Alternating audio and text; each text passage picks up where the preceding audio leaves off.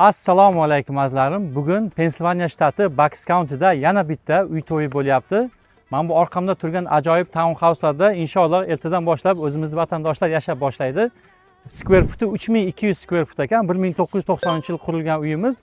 Narxi $540,000 ga chiqqan edi. Alal oqibat seller concessionlar bilan 504 mingga olishga muvaffaq bo'ldik.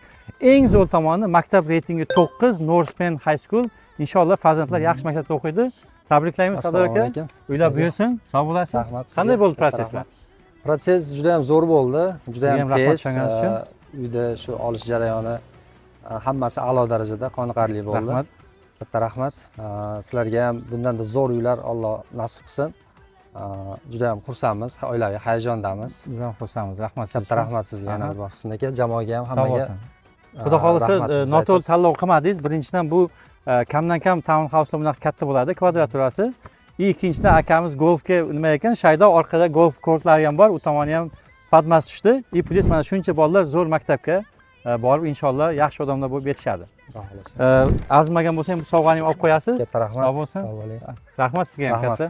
Rahmat. Rahmat. Azizlar, sizlar ham uy olishni kutmanglar, uyni tez sotib olish kerak, chunki narxi burgutga o'xshab ko'tarilib o'sib ketyapti. Qancha vaqtli olsanglar yutib ketasizlar va eng muhimi, agar farzandlaringiz bo'lsa, yaxshi maktab reytingli joylardan olishga harakat qilinglar. Ishlarga omad.